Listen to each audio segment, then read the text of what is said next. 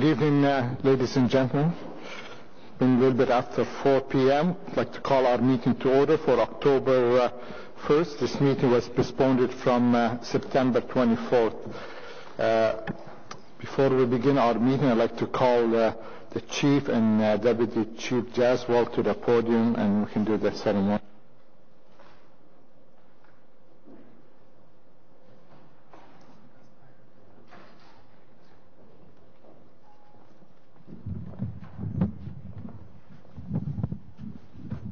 So many people are here for the Canada's presentation. Is this on? Is this mic on? Yes, it is. So thank you very much, folks, for joining us, and I think we should do this more often to get that many audience here with us. So first of all, I'd like to welcome, I believe, the Honorable Senator Vern White here with us. Senator, thank you for joining us. And folks from Durham, I think they want to make sure we're sincerely serious about hiring Uday. So I think you have to go empty back to Durham region, but thank you for joining us tonight, folks. Also in the audience is two inspectors being promoted, and I thought it's a good opportunity to introduce them to the audience. I know the Chief will do it formally after. David Zachariah, are you in the room? He's been promoted to inspector, and also Tim Hodgins. Tim, are you here? Yeah, congratulations.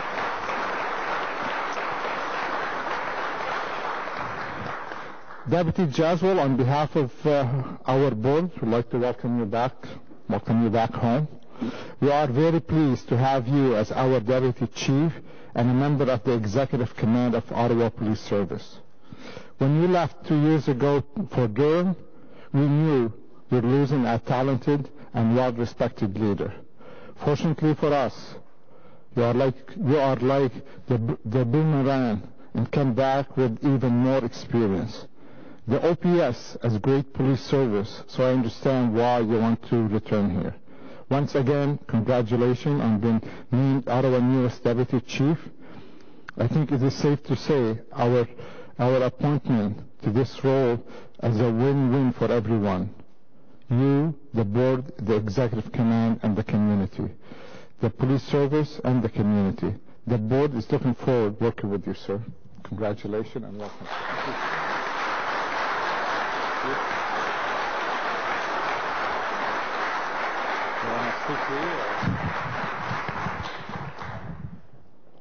So proceed with the oath of office. I, Uday Singh Jaswal, solemnly affirm that I will be loyal to Canada, that I will uphold the Constitution of Canada, and that I will, to the best of my ability, preserve the peace, prevent offences, and discharge my other duties as a Deputy Chief of Police for the City of Ottawa, impartially and according to the law.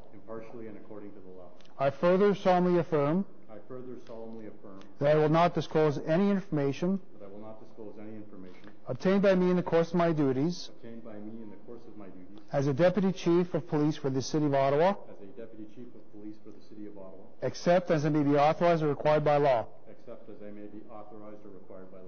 Je, Uday Singh Jaswal, affirme solennellement que je serai loyal au Canada, que je respecterai la Constitution du Canada et que je maintiendrai la paix, que je préviendrai les délits et que je m'acquitterai du mieux que je peux de mes autres tâches à titre de chef adjoint de la police de la ville d'Ottawa, et ce, fidèlement, impartialement et conformément à la loi. J'affirme solennellement de plus que je ne divulguerai aucune information que j'aurai obtenue dans l'exercice de mes fonctions à titre de chef adjoint de police de la ville d'Ottawa, sauf de la façon autorisée ou selon les exigences de la loi. Well, congratulations, Uday, and before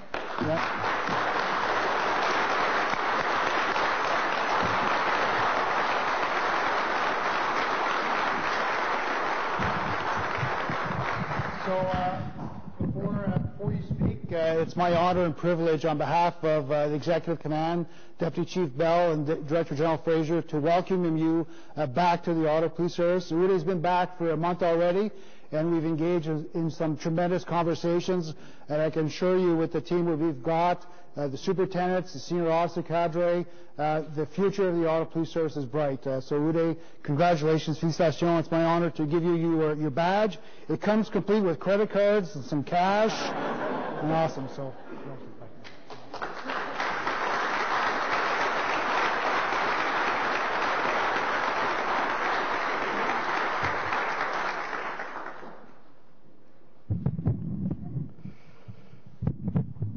Senator White, Mr. El-Shantiri, members of the Ottawa Police Services Board, Chief Bordelot, members of the Ottawa Police Service, members of the Durham Regional Police Service, ladies and gentlemen, good afternoon. C'est un privilège pour moi de revenir à Ottawa afin de servir la communauté. C'est comme revenir chez moi. La ville, ses résidents me tient à cœur. Je veux aussi remercier le Conseil et son président, M. El-Shantiri, pour leur confiance en moi, et j'anticipe le plaisir de servir Ottawa et tous les membres de nos communautés. I consider it a great privilege to be able to return to the Ottawa Police Service today. I started my career in policing in Ottawa in 1995 and was fortunate to work alongside and learn from many incredible women and men over the years. And it's been wonderfully overwhelming to hear from so many of you over the last few weeks, members, residents, community partners, through texts and emails, welcoming me back and wishing me well. So I know that there's great expectations surrounding my return to the Ottawa Police Service, and I will do my very best to live up to those expectations. I look forward to the opportunity to work with you, Chief Bordelot, Deputy Chief Bell, Director General Fraser, in advancing the needs and interests of this storied police service through a unified command team. That is because for me, working together as a team will ultimately benefit us all. Ottawa is my home, and the Ottawa Police Service is family. I will work tirelessly to achieve our goal of a strong and unified Ottawa Police Service that is a trusted partner in community safety for all our residents, whom we proudly serve. To my colleagues with the Durham Regional Police, I'm so honored that you have taken the time and made the effort to be here today. Although my time with the DRPS was short, I will cherish it for the opportunity to learn from all of you, to share in the proud tradition that is the Durham Regional Police, but most importantly for the enduring friendships that we now enjoy. To the many community members who are here today, thank you for your continued support. Our successes together in addressing crime and disorder, improving quality of life in our neighborhoods, and helping youth and our most vulnerable and marginalized residents form the best experiences of my policing career. Each of you, whether it was in Vanier, Lower Town, the Bard Market, Hintonburg, or many of the other communities we have worked with together across the city, showed me that engaged residents and community partners are critical to our collective success and in finding the long-term solutions we all seek to make our communities safe, healthy, and inclusive. And I will strive to ensure that these lessons are remembered as the Ottawa Police Service continues to engage or change and evolve to meet your needs and expectations.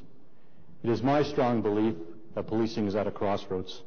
If we want to truly achieve our vision of being a trusted partner in community safety, then we must rethink how we police and keep our communities safe, and importantly, how we work with residents and community agencies to not only understand the unique character of many of the neighborhoods across Ottawa, but to have honest conversations about the challenges and needs in each and how we can best address them together. We must understand that how we police matters just as much as the outcomes we achieve, because history demonstrates that the unintended consequences of our actions most often impact our racialized, diverse, and marginalized residents. This approach will serve as a cornerstone for public trust and provide us the legitimacy we need to support community safety. I am confident that with the guidance and support of our residents and partners, we will be successful in earning their trust. And of course, the way that we police is directly related to the way that we value and demonstrate respect for each other as members. The Ottawa Police Service must be an organization that is built on a foundation of equity and inclusion. that ensures that members feel confident in bringing their best selves to work every day, and one that embraces perspectives and experiences of women, racialized and diverse members at all ranks and throughout the service. And this is the organization that I will champion as Deputy Chief. To my civilian and sworn colleagues at the Ottawa Police Service, especially those of you who work in a frontline role, who do so much to keep us safe through great personal sacrifice, professionalism, and dedication, your response to our recent tornadoes was a shining example of your commitment and your ability to overcome great adversity to get the job done. Thank you for always being present and keeping the residents of this great city safe. I will continuously work to improve the Ottawa Police Service, support you, and enable you to serve and protect the residents and the communities of Ottawa, as I know you all want to. Thank you again for this opportunity to serve in Ottawa. Thank you for being here today. I'm anxious to get to work. Merci beaucoup.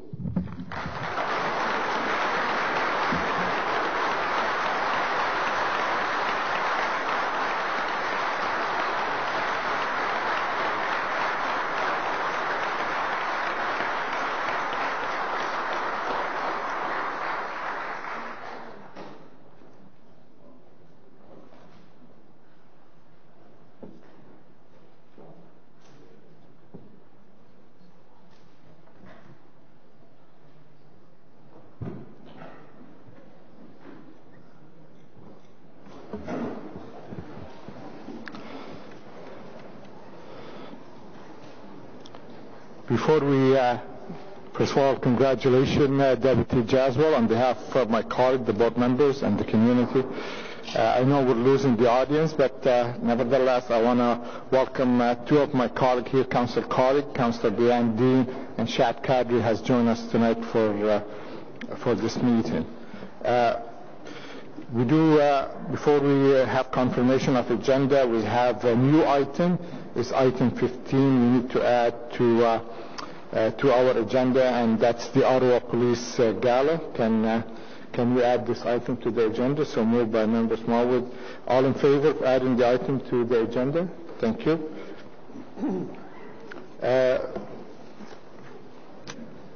Confirmation of minutes. So the minute of 23rd July 2018, that the Ottawa Police Service Board confirmed the minute of the 23rd July 2018. The minute? Okay, thank you. Declaration of interest? No. Thank you. Committee meeting. We have two committee meetings. The Human Resource Committee. We have the draft minute of the September 10, 2018, and I'll give a little bit of overview on the Human Resource Committee, and then I'll ask my colleague, Mr. Deputy Chair, to do the Policy and Governance Committee draft minute for September 11. Human Resource Committee. The Human Resource Committee met on September 10. We discussed the performance evaluation system for the Chief of Police. We are going to be making some changes to the template we are using to make it clearer, easier to use, and ensure there are no gaps in what we are evaluating. That's from the HR Committee, and I turn it over to Vice Chair. Thank you, Mr. Chair. The Policy and Governance Committee met on September 11th. We received an update on cannabis legislation, and a similar presentation will be made this evening. We also discussed updates to the Financial Accountability Procedures Manual, which are before the Board for approval tonight, and the new Community Equity Council that will be replacing the former compact. We will hopefully have the new members of the CEC at our board meeting at the end of this month. Thank you. Thank you. So the Ottawa Police Service Board received this report for information, both committee update. Received. Thank you. Item number 1 is the Chief's verbal report. We'll hold item 1. Item 2 also we have a presentation on for information. We'll hold item 2. Item number 3 is participation by the Ottawa Police Service in the Ontario Naloxone program, and I believe Member Smallwood asked to hold this item, so we'll hold it. We'll come back to it.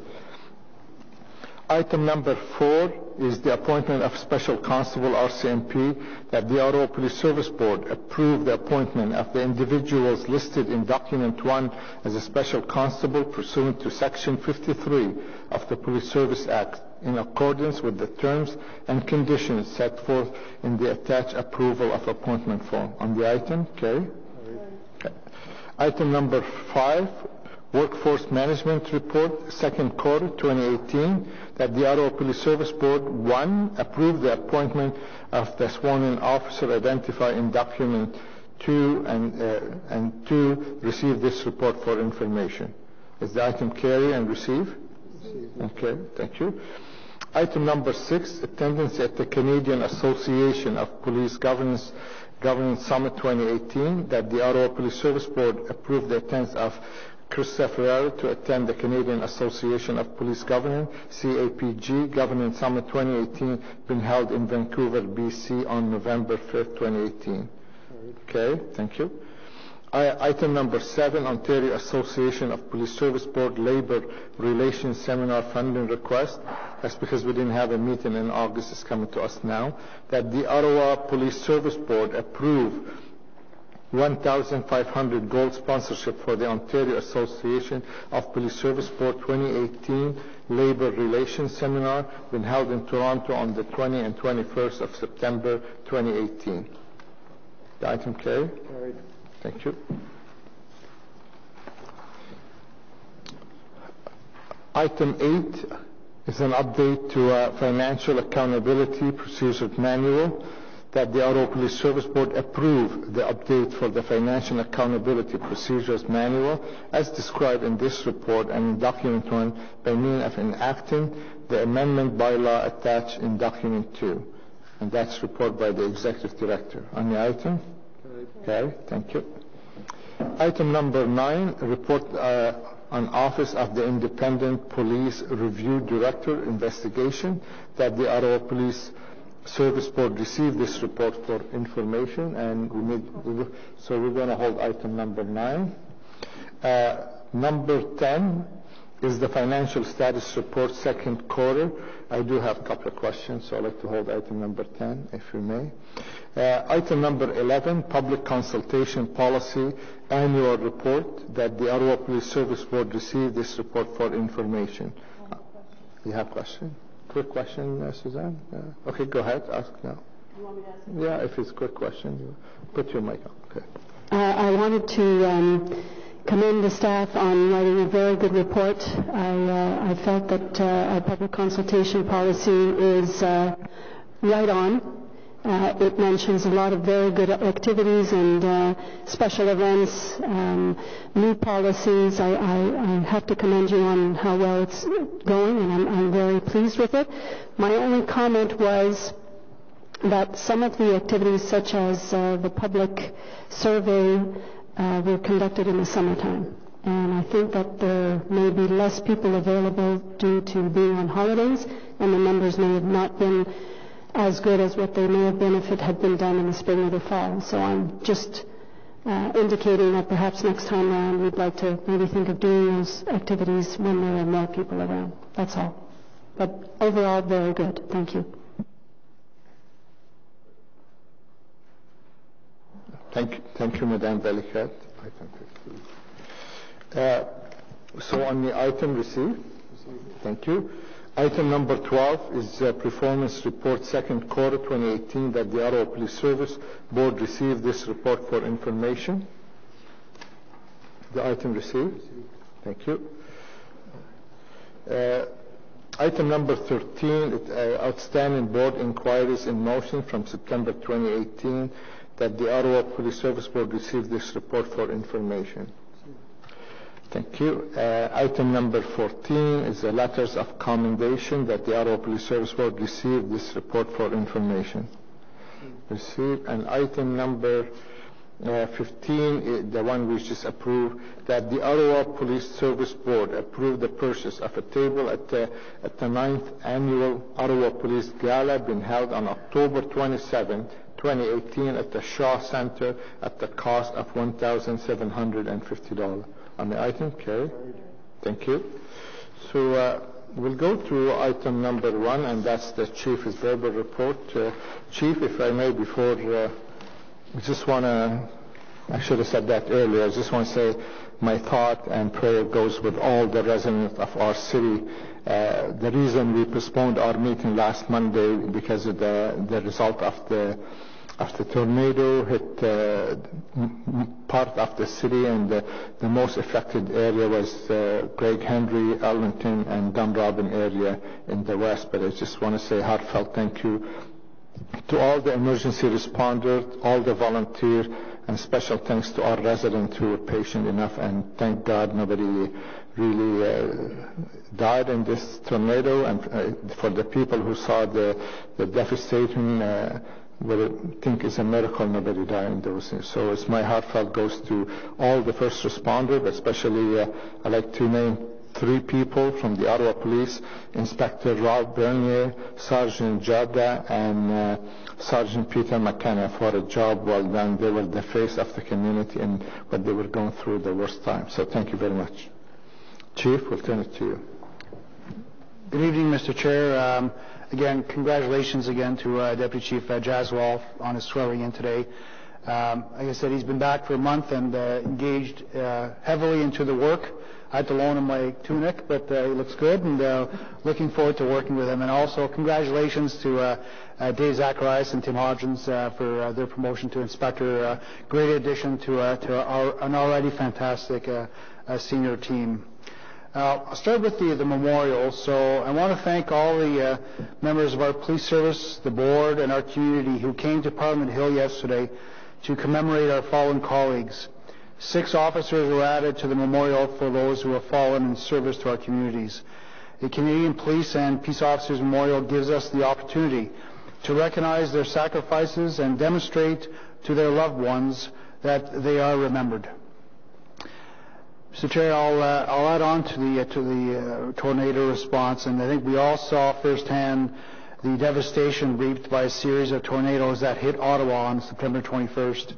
Immediately, our officers, our communications center personnel, and other emergency responders were responding to assist the injured and searching for people who needed help in all locations, including Dunrobin, Arlington Woods, Craig Henry, and Greenboro. Our immediate response included house-to-house searches by our emergency services unit and frontline officers working with Ottawa Fire Services and the paramedics in difficult and dangerous conditions. Our communications center staff handled a massive wave of emergency calls, dispatching help to those in need. The coordination between the various city services and the experienced and dedicated officers and personnel on the ground ensured that this response was successful in minimizing the after effects of the tornadoes and the power outages. Anyone who saw the coordination on the ground could only be impressed. It was difficult work, and their focus was always on helping the community. During this major weather event, we were still able to continue to serve the rest of the policing needs of our community. We saw the arrests of 2 individuals in the shooting at a Bank Street mall. We saw arrests in a homicide investigation, and we saw other major events like a Red Blacks game and the Army Run carry on. I want to thank all those members who worked during those days for their dedication and service to our community. We are all extremely proud of them. And these events don't go on without leadership. And Mr. Chair, I just want to acknowledge your leadership as the chair of the board, but more importantly as councillor for West Carleton, and what you've done and what you did for that community, and all other councillors that were engaged in supporting their communities. I also want to acknowledge Deputy Chief Bell, who is our operational lead on the response, and as you mentioned, Acting Inspector Bernier on the ground, who is one of our key incident commanders. So thank you very much to all of them. We're very proud of them. Talk about the Panda game. So this past weekend also saw a major deployment of police in the Glebe and Sandy Hill areas to deal with disruptions caused by revelers heading to the annual Panda game. Dozens of officers, including our emergency services unit, were deployed to ensure everyone had a safe and lawful Panda. If you saw some of the images in the media, you have a sense of what our officers are dealing with. This event has grown more popular in the past few years, and it's important that we have a deployment that matches the size and behavior of the crowds. Other Ontario cities have seen similar large events turn violent. We will be discussing the growth of this event when we debrief with both universities. Our officers were able to maintain order and safety, and I want to thank them all for their patient approach and professionalism. Our emergency services unit has been called on for every major event that we have seen in the past few weeks and has certainly taxed them. At the same time as Panda was going on, they were also involved in the search for an elderly man with dementia who wandered away from his home. The man was found after 2 days of searching in difficult and swampy conditions. I want to thank those members from ESU who conducted and supported that search. I want to acknowledge the ongoing work from our members, including Guns and Gangs, Drugs, Street Crime, and our pivot focused on gun violence. Through a series of investigations, search warrants, and seizures, these units have been keeping pressure on those criminals who are carrying guns in our community. So far this year, more than 40 guns have been seized, and investigations are ongoing. The reality is that guns are appearing more frequently in our calls for service. Just this morning, Mr. Chair, frontline officers seized several more weapons, including a loaded handgun, in the south end of the city. It's important that we keep the pressure on those responsible for gun violence. We are focused on ensuring the resources we need are in place and have requested more resources from the provincial government. Finally, this is the first time that we've met formally in more than 2 months. Over the summer and into September, we saw successful Bikes and Beats deployment in the Bywood Market area, a focus on gun violence, the solving of a series of high-end vehicle thefts, and an intense school zone enforcement blitz, just to name a few. This work is possible because of the dedication of our members. Policing can take an emotional and physical toll. Our members are putting in a great deal of time and effort to ensure that the community is served, and I want to thank them all. Mr. Chair, that's my update. Merci. Thank you, Chief. Any questions? Chief's verbal report. Okay, Madame Bellicat. I would just like to add to our emergency services and the great work that they did during the time of the tornado, and I personally want to thank you, Mr. Chair, for all the work that you're doing for our city. Thank you. Thank you. On Chief's verbal report, received. Thank you. And now turning back to you, Chief, for the cannabis legalization update, and we do have a presentation from our staff. Yes, Mr. Chair. As you all know, cannabis legislation, legalizing it, comes into effect October 17th. The purpose of the presentation tonight is to update you as to where we are with respect to our training, our deployment, and the enforcement plans. And our focus has always been on public safety. That is our number one priority.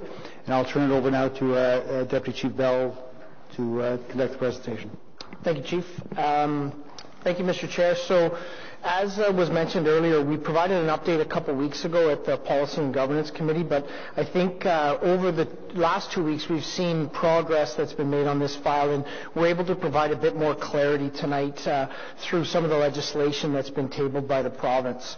As we watch this come in, we know again, as we spoke about at Policy and Governance, our focus as a policing service is around impaired driving and making sure that we're enforcing the drug impaired driving laws.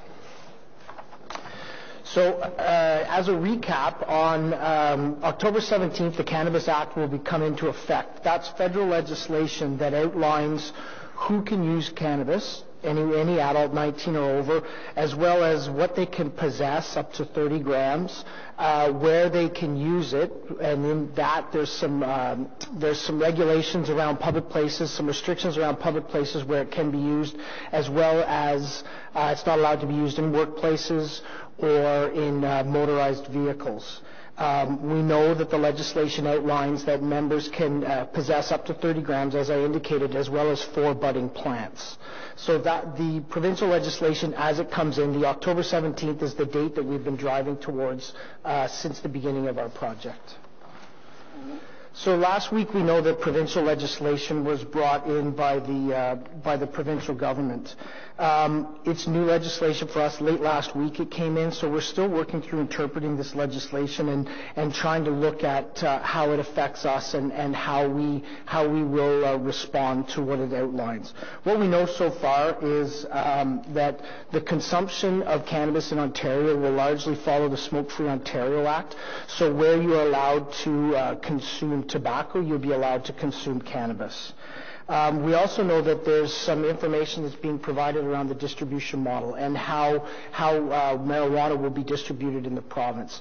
Similar to what existed prior to last week, as of October 17th, the only place to legally purchase marijuana in Ontario will be online until early next year, when the model will also include retail store outlets. The one good piece for policing that came in was there was some clarity provided for us around how the regulatory enforcement would be upheld. The ACGO, who's familiar with managing these types of establishments, it was written into this legislation to be able to do enforcement around this. Very clearly also in that legislation was the idea or the suggestion that policing, their main focus needs to be around impaired driving. That's consistent with how we've approached the legalization of cannabis from the outset. So as we've been working through this over almost the past year, at least through a good part with more focus through 2018, we continue to work with our city partners. The legalization is a major social change. It's not a policing only issue. It's not actually even predominantly a policing issue. It's a public health issue. It's a regulatory enforcement issue, and it's one that it's really important that we continue to maintain close relationships and close communication with our city partners to look at how we as all city services respond to these changes. We've done that. We've set up steering committees. We've set up working groups, and we continue to work every day with our partners in the city, in public health, in bylaw, and in other services to make sure that we're prepared together to come to respond to the change that's coming as of the 17th. What I can tell you is those working relationships have been very good. They've been very productive, and we spend much time looking at how we can complement one another and how we can have joint messaging, to the point that we've developed a joint communication strategy so that we're getting one consistent message out to the public about the changes that are moving ahead. I don't think I can say enough what we see our responsibility in this new legislation is. Public safety is always where we focus our efforts, and our public safety concern around the legalization is specifically around impaired driving. I'll go into in a minute some details around how we're continuing our focus on that, but know that most of our efforts has been driven towards making sure that we are enforcing drug-impaired driving laws. Beyond that, we know that we need to spend time training our officers. This is a major social change, something that's been a piece of legislation, and a piece of legislation relied on by our officers for many, many years. Is changing. It's coming out. So we have obligations to do training to make sure that our officers are prepared for these changes moving ahead. We also know, as an issue for us, we expect to see changes or a disruption in our calls for service and our response. Something on the 16th that was illegal will be legal on the 17th. We need to make sure that we're continuing to educate our public as they call in to look for policing response to different sorts of issues. And we imagine that there will be a brief period of stabilization as we spend time getting calls in, but working with the public to educate them on what's legal, what's not legal, what's a police response, what would be a bylaw response, or some other agency. So in that, we figure that there will be a period where we will see an increased calls for service, and we're prepared to manage that. We know that the dispensaries will be an ongoing issue. As of the 17th, as I indicated, online sales are legal. There is no retail outlets available at that point, so we'll continue moving ahead after the 17th to work with our partners in the ACGO and our partners in the city to look at how we manage and enforce the laws around those illegal dispensaries. There's been much discussion around the province across the country for every single employer to look at how are they managing their internal workforce as it relates to the new cannabis legislation. I'm happy to tell you that after much consultation with provincial partners, we are, as the Ottawa Police, we are far ahead of where most organizations are, and we've taken the legalization of cannabis as an opportunity to look at how we develop fitness for duty policies. So we've just gone through a process where we've put some guidelines around usage, guidelines around how we expect people to show up for work and what we expect their levels of fitness for duty to be. What the opportunity we've seen in this is it actually goes just beyond cannabis use. It's any substance that you would use, anything that might make you ill-prepared to go and do your policing services. So we've developed a policy and implemented a policy that looks at physical, social, and emotional fitness for duty of our officers to make sure that our members are ready to go out on the road and do their policing obligations as we move ahead.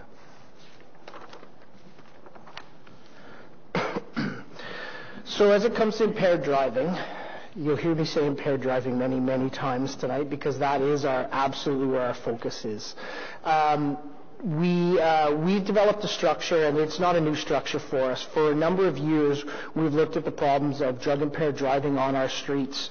Over the past several years, we've developed a system where we train our frontline officers in standardized field sobriety testing to be able to preliminarily look and identify the signs and symptoms of drug impairment. Currently, we have about 270 plus officers trained in that, and our goal is, our goal is over the next 2 to 3 years to have all of our frontline officers trained. The Ontario Police College, which trains our recruits, is looking to implement that training in their standard and their basic constable training course, as well as we continue to offer this training to our frontline members. We're building that capacity, and we're seeing great success in the number of people that we have trained, shooting for the next 2 to 3 years, having everyone on the front line trained. Once that preliminary screening is done, we have drug recognition experts, which are members of our police service who can testify in court as experts and receive convictions for drug-impaired driving. We currently have 28. Over the next 2 years, we will have up to 50 officers trained in this area, and we know it's a very successful way of prosecuting drug impairment. We've been fortunate that we've laid many charges, we've had many convictions, and beyond the convictions, we've been able to have some of our convictions challenged in upper-level courts, all the way to the Supreme Court, to say that this is an effective way to manage drug-impaired driving, and it will be successful through the court system. So we know we actually have a very good system in place to be able to make sure that if there's people driving high on our roads, we are there to pull them off and charge and prosecute them in front of our courts. The main focus for us is around building the capacity around our drug recognition experts and our standard field sobriety test officers. We know because of the success it's had in court that as technology comes out, technology is very new in this area and still emerging, that we have some time to wait and we have some time to look to make sure that when we do the purchase of technology, that it's the proper one. You've seen in the media the dialogue and discussions around the device that has been approved by the government. We've said right now that we're not going to step into that. We're going to wait. We're going to use the tried and tested system that we have and let that technology emerge so that when we're buying something down the road, we know it's the right device for us. Everyone is anticipating October 17th and the day that it comes in. We imagine, and we've started to plan around a bit of a surge in use around that time, and in that we've developed an enforcement plan that will specifically look at drug-impaired driving. We've developed a system to make sure we have drug recognition experts and SFSTs on every one of our shifts all through the time, and we're increasing their presence, as well as we're developing or have developed a program where we will have several rides running all through that week and beyond to make sure that people know that if they drive high, they will be stopped and arrested by us. One of the key challenges that we've had from the beginning, as I indicated, was around training. We're familiar, as we went to the Policy and Governance Committee, we outlined some of the issues we were training our officers on. It has been a heavy investment for us, and it continues to be a heavy investment moving ahead. This is a major societal change. It's a major change in how our officers are responding to calls for service, how they're dealing with this specific substance moving ahead. So in that, we've spent time, and we're taking the time to make sure that each of our officers are trained, each of our frontline officers are trained in these new changes. In that, we're spending up to 8 hours per officer across all of our frontline to make sure that they are familiar with and understand the changes that are coming to this legislation, as a result of this legislation. Up until last week, we didn't know what the province was going to do in terms of the legislation they were going to roll out. It's still just tabled legislation, so there may be changes to it. What you've seen is, as we've developed a structure to be responsive to the changes that are coming around legalization of cannabis, and I think we've built a really good model that allows us to get to issues and identify what we need to do as a policing service. With that, there's several things that exist that we know that as new legislation comes in, we're going to still need to respond to, or challenges that still exist for us moving ahead. The final distribution model continues to be refined. We know that the illegal dispensaries on the 18th of October will still exist in our city, and we know that they're a major community concern. So we're continuing to work with our policing partners and the ACGO in the city to look at what's our response going to be like. How are we going to start to manage that until proper retail systems are put in? We know, speaking with other jurisdictions, overproduction is an issue. You're allowed to have 4 plants per residence. We know in the example of Colorado specifically, there's been they receive lots of calls for service. Say, my neighbor has 6 plants. My neighbor has 10 plants. I know somebody that has 14 plants. So we figure that will be an increased demand on us, and it's something that we're going to have to look at how we prioritize and properly respond to. As I indicated, we expect an increase in calls for service, particularly in that beginning period until the legislation is normalized. We've prepared for that. We've worked extensively with the city and with our frontline communications and call center members to be able to have them properly prioritize, provide education to members of the public so that they know what's a police response and what's not a police response. As the legislation comes in, right now you have dried cannabis, but as of next year, legislation will include edibles. That's a new world for us. That's something that our society, our policing isn't used to. So we'll continue to work with the province, work with the federal government to look at the legislation that comes out to see how do we respond as an organization, as a policing service to that new area.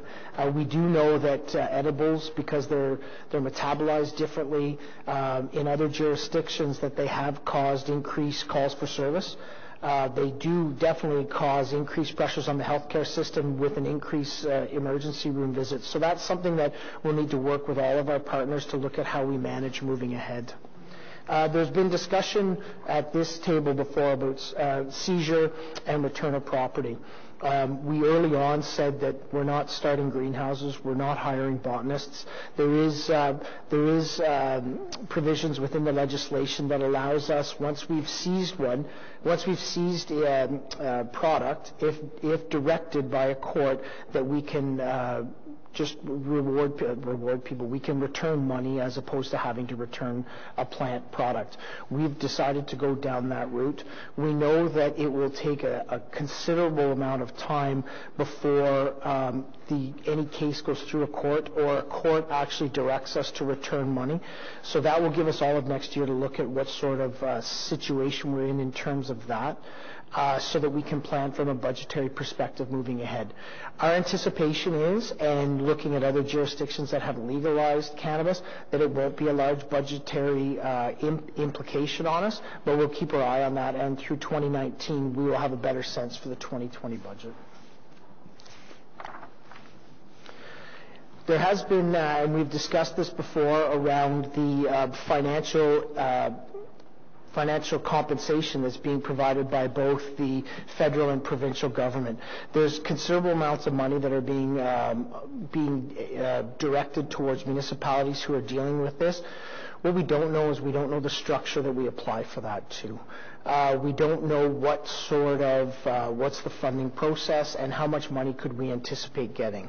What we do know is to date there's been some, not a great amount of actual capital outlay by us to prepare for the onboarding of cannabis. But what there has been is there's been in-kind, considerable amounts of in-kind time. Every officer being trained 8 hours is a considerable investment by our organization and the police service in terms of preparing ourselves for the legalization.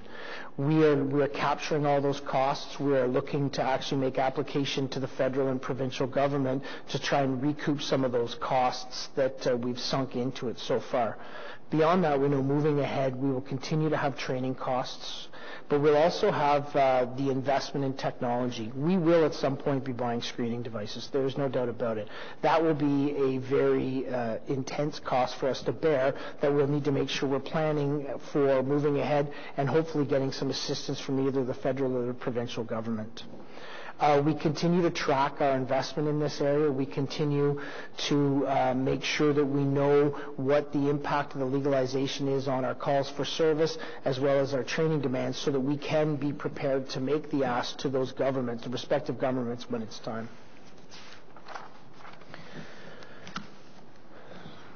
So to come to October 17th, we're prepared. We're ready. We know that our main focus needs to be around drug-impaired driving. We have focused our efforts and energies around that. And we do know that we'll need to continue working with our policing and city partners to be adaptive to any changes moving ahead. This is new legislation. This is major change for our organization, but for our society as well. And in that, we will continue to need to be responsive to changes as they move ahead. I believe we have the structure in place, and when the 17th comes, we'll be prepared to roll it out. Thank you, Mr. Chair. Thank you very much, Deputy, for the presentation. So we have a question from the board member first, and then we'll turn it over to our councillor colleague if they'd like to join us on the table beside you for their question. But we'll start with Councillor Hubley. Go ahead. Thank you, Mr. Chair, and thank you, Deputy Chief, for the excellent presentation. I noticed you said that you didn't think the return, taking that option on returning plants if the court orders us to do it, to do a payout versus the actual plant. I believe your words were you didn't anticipate too big an impact on your budget. What about, I'm thinking that it's going to be a piece of your budget, and I'm glad you're confident it's not going to be too big a piece, but what about the court time? Like, I suspect under this legislation, because it's weakly worded, the federal legislation, for any enforcement activities. We already know the one testing mechanism, the Dragon one there, isn't holding up. So there's going to be a lot of court challenges. Have we budgeted a lot of extra court time for this? So, I think we actually already have a tried and tested system as it comes to drug-impaired driving. So we wouldn't anticipate having to have any sort of returns or money associated with providing compensation to somebody that we're charging with drug-impaired driving. The area where we would need to provide compensation is around the growing of plants. If somebody grew 6 plants and we seized them and the court determined that we needed to return those, that's where we could see financial implications. So in terms of court times around drug-impaired driving, we are continuing to have the budgets to be able to sustain that. We're continuing to direct our officers to make sure that they focus on that as an effort moving ahead. So there won't be a budgetary impact there. In terms of the seizure of plants, we know that if we seize something on the 18th of October, it will be at least a year to 18 months before that goes through the court process. So from a 2019 budgetary perspective, we don't anticipate it having any impact. Thank you. our citizens can expect to see the RIDE program out in full force this year, and also watching for drug impairment as well as the alcohol impairment? You're confident with your existing tests that it'll work through the RIDE program? Yeah, absolutely. So we do know that we've already had, as I indicated, we've laid many charges, we've had many convictions, and we've had that legislation and how we process that through the courts challenged right up to the Supreme Court of Canada. It is a major focus for us. When I talk about us in 2 years having 50 drug recognition officers, that compares with 60 breathalyzer techs in our service. So we are putting an equal emphasis to this, and we are looking at being as aggressive in that area as we are around drunk-impaired driving. And my last question is to do with the working group that you're talking about with the city, with bylaw and everything. Is it possible that you mentioned about people calling because somebody's got 6 plants versus 4? Is there a way that can be moved over to the bylaw side of enforcement? Because it'll be an issue inside the structure. Does it have to be a police officer under this legislation that goes in and actually counts those plants? So we are actively working with bylaw. We on a regular basis try and find the best and most efficient place for those type of issues to exist. We don't know the level to yet which we will receive those calls for service, but we do know right now that it is a criminal matter. So in that if it's overproduction, it is an issue that we must respond to. Beyond that, what we are doing is we're currently working with bylaw. We're working with OC Transport for their special constables and Carleton University with their special constables to look and have them sworn in to be able to lay tickets, provincial offense notices around the legislation so that we don't bear the brunt, we don't bear all the responsibility in enforcing this law moving ahead. So we are looking to partner with everyone we can to make sure that whatever work comes out of the new legislation is shared equally. Okay, thank you. I certainly feel a lot more comfortable with your preparation work from the last update, so thank you. Thank you. Thank you, Councillor Wilby. Any other question? Member Velikat. Councillor Kadri, if you'd like to join us on the table here, go ahead. Thank you as well for that presentation. My question was, you mentioned that you were working closely with public health. And you also mentioned that you had a communication strategy that you were going to launch shortly. Can you tell us a little bit about when we can expect that, and what does it look like? Is it working with schools? What does your strategy entail? So there's a couple pieces to that. We are part of the overall communication strategy that the city's moving ahead with. So our piece is to create education as people call in, to make sure that we piggyback and have consistent messaging with what they're bringing. As it relates to youth, we've engaged our school resource officers. We're actively working with our youth section and the school boards to make sure that we have positive, proactive messaging about the change in legislation and about how it affects youth moving ahead. So we continue to piggyback on the city from an overall communications perspective, but we've specifically partnered and directed communications towards youth that we're broadly spreading in our schools so that the youth do understand the changes. Thank you, Madame Vergel. Madame Blaustein, go ahead. One of my main concerns with cannabis is mental health of our youth. So are we working with organizations to educate youth and their parents about the risks of mental health issues arising from the prolonged use of cannabis?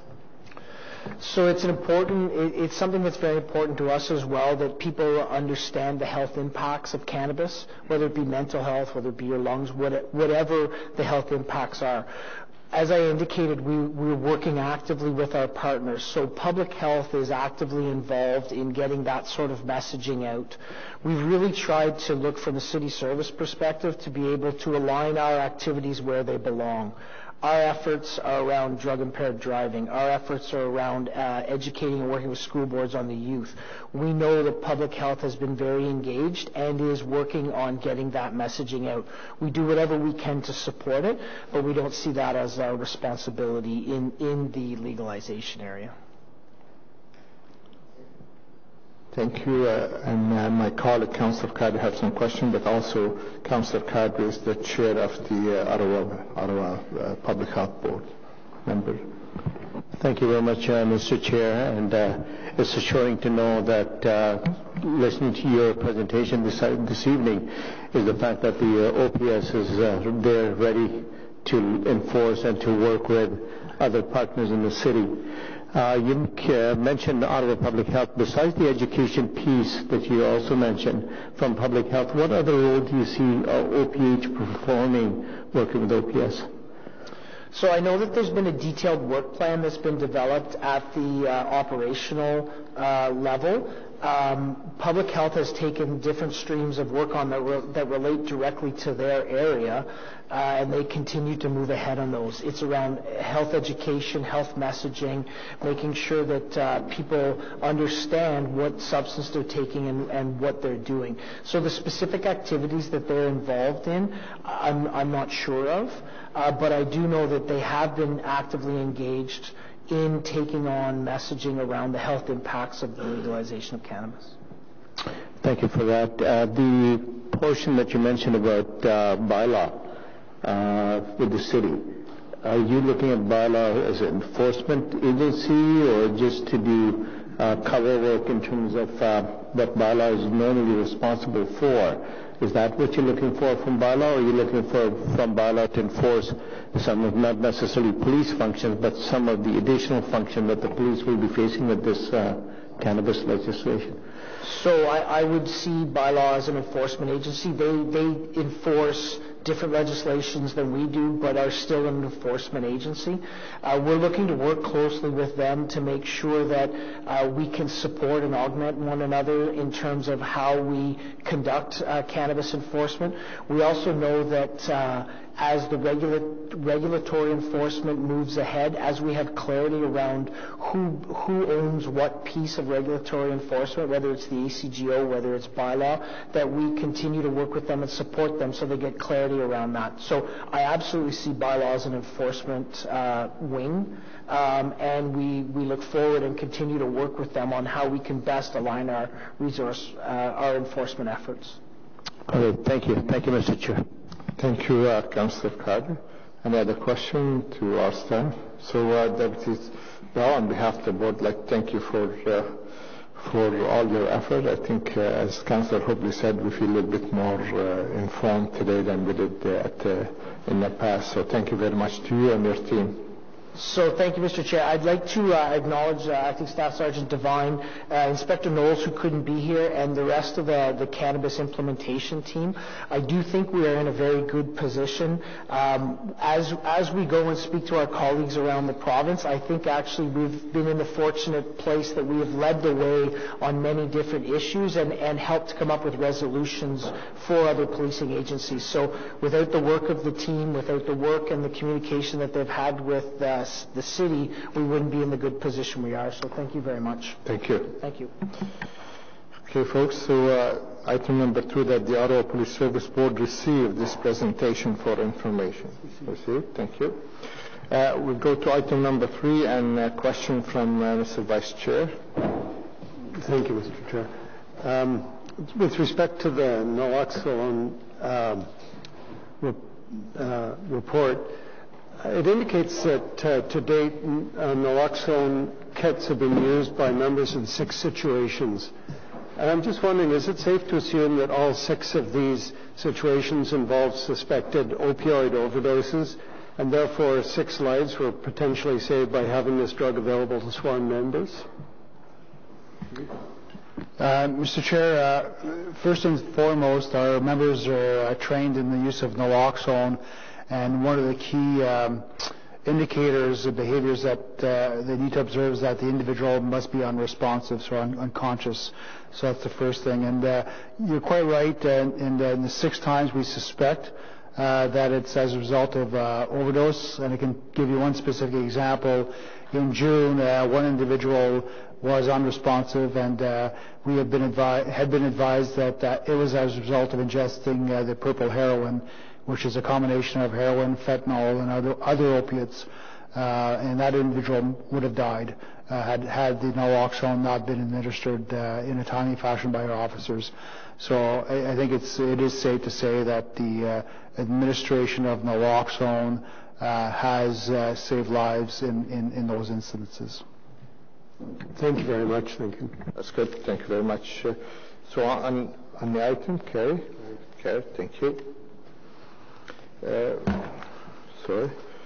We go to question on item 9, report of the Independent Police Review Director investigation, and Vice Chair has a question. Yes, on this report, I understand that both the OIPRD and the internal review by the OPS came to the same conclusion, that there were no misconduct or service-related issues with respect to those that attended. I just wanted to confirm, was there nothing the OPS could have done differently back in October 2011 with the information it had at the time that might have resulted in a better outcome for the young boy? Mr. Chair, there's no question that that event is tragic. It's tragic for those involved. It was very difficult for the community, and very difficult for the officers as well that were involved. And I can assure you that those officers did everything they could with the information that they had at the time. And I'll ask Superintendent Jamie Dunlop to elaborate. He was the officer who did the review and is my executive officer now who deals with the OIPRD. So, Jamie? Superintendent. Thank you, Mr. Chair. I think it's important, maybe I'll just do a brief summary of the events to kind of capitalize where the review went. In 2013, police were called to a sidewalk in Canada in regards to a young boy who was outside in February, poorly dressed, and obviously in great distress. On arrival, the officers noted essentially severe signs of abuse, and the parents of that young boy was subsequently arrested and charged. So that was in February of 2013. In 2016, the community and many of us in the police service learned for the first time the extent of the abuse that the young man went through, and rightfully we were all shocked and wanted some answers in terms of what happened. During the course of the trial, it came out that in 2011, so 2 years prior to the 2013 incident that the police were involved and arrested the parents, it was learned that there was a missing persons report in terms of the young man was missing in his neighborhood. Police found him relatively quickly at a neighbor's home. And understandably, the level of abuse that we all learned about, there was concerns raised, as you raised, is there anything in 2011 that the police could have saw or done differently that may have had a different outcome for the young man? In looking at the report and our review, there was pretty substantial the investigation. I will most certainly, I know we've already accommodated the detectives that did the original criminal investigation. They did a very detailed investigation dating back as far as they possibly can in the history of this young man, including many interviews with doctors and social workers and teachers. And along with that, our review in the OIPRD also followed that up with more interviews and reviewing what was said. Many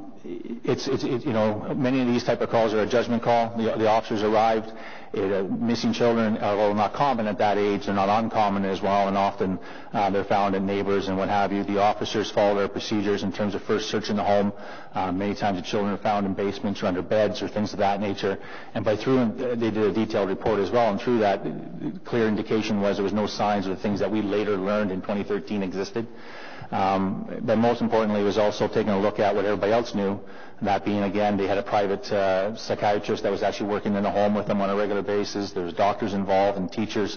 There was no indication to them that there was any abuse to the child beyond a normal missing child, and that the simple fact that the family was reaching out to outside services also to have some assistance with the raising.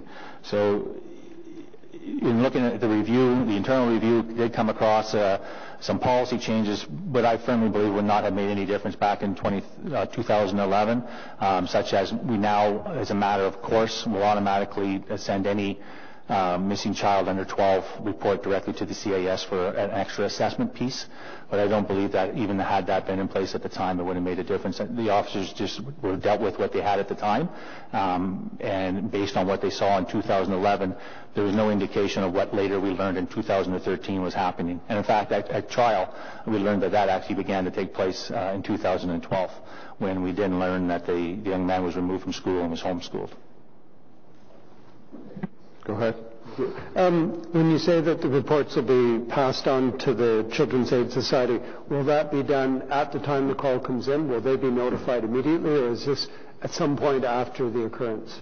As I mentioned, this was a very tragic incident, and thankfully very rare, the only one to my memory since my start of my career. But the way it will work is when police even respond and find the child, just, often for children this age, they may get off the school bus at the stop before because they want to go play with a friend, and we'll find them. But even those reports will be forwarded to the CAS for the purpose of them doing a follow-up, just to ensure the reasonings or whatnot why a child went missing has nothing to do with any kind of abuse or parental situations. So normally it would be after. If officers arrived on scene and did see any signs of abuse or any concern, I should say, even suspected, our normal procedure is all ready to contact the CAS immediately, which we do.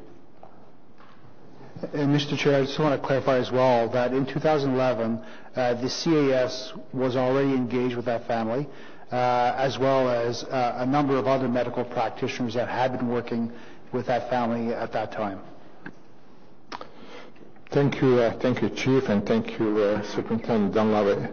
I think we'll all, I guess, if there's such a thing called lesson learned from this incident, and if we can learn from it and clearly in the report, it's everything done obviously through all procedures, and unfortunately is the outcome. I think that's when the community was outraged of the outcome, but that was a good question to ask. Thank you very much. Thank you, folks.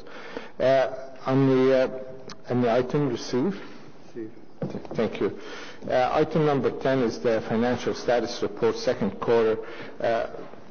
My question, Chief, to the Director General, and if you go to the report and under discussion based on the current information, staff is forecasting a total operating budget deficit, and then we go on, and then it seems that the 10 additional police officer hired to combat gun violence are included as approved by the police board and city council. The total deficit operation increased to 3.2.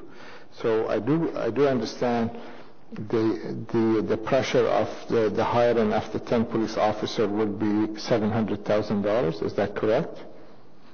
Correct, Mr. Chair. And for the accounting purpose, you have to include it here in this as even if the city council committed to the board, they will pay for this. So, but you still have to show it as a deficit here. That's correct, Mr. Chair. The understanding with the city is that we would record the cost of the 10 additional officers under the police tax rate, and that they will fund that deficit at year end. So it keeps the accounting correct. Our tax rate will show the impact of 10 additional officers. The city will fund that deficit. But then you go on page 2 to say, taking a closer look, the budget pressure related to police operation total $4.2 million, with $2.8 being driven primarily by revenue issue. So how did you end up with 4.2? Mr. Chair, in total on the police operations side, we do have expense pressures of $4.2 million. We found solutions for $1.7 million of those within our own budget. So that would leave us with a net deficit on police operations of about $2.5 million. And that's exactly in the range with what we talked about in Q1. When we add the $700,000 pressure for the 10 officers, that brings us to a total of 3.2. So we're being clear about the impact of the hiring of the 10. At the end of the day, it's the city's responsibility to deal with the deficit on the police tax rate.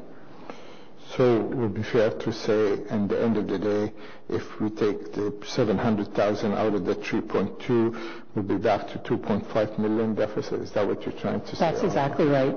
But we have to show it because it looks like we're showing it in more than one place, and that's why I want to clarify this. Yes, Mr. Chair, it will only occur in one place, and we're showing it outside of our regular police operations because it was an extraordinary request. Okay. All right, that's my question on Madame Valiquette. I see that we're struggling in terms of trying to create more revenues. Mm-hmm. And I'm wondering if the Red Camera Light program will be restarted again. I know that we only have 54 cameras as it stands now, and I'm just wondering if you're proposing to launch a new program. This question about the red camera is a city camera, so it has nothing to do with the police. So the city initiated those 54, and I see the mayor have promised to have more of these. And the good report from Safer Ottawa Road, they are reducing a number of collisions on our busy intersection. So I think having more of those red camera will be helpful to mitigate road safety on our road, unless the chief has something more to add. No, Mr. Chair, we firmly believe in using technology. Red light cameras, photo radar, cameras on school buses are all proven pieces of technology that make our roads safer. And you're going to have more detail in the annual report from Safer Road Ottawa. I think we will see more of this in the report. But on item 10, which is the Ottawa Police Service will receive this report for information, is item received. Thank you very much, folks, and I believe that will conclude our open meeting, and I need a motion to move in camera. So moved by Vice Chair. And thank you very much, folks, and have a great evening. Meeting adjourned.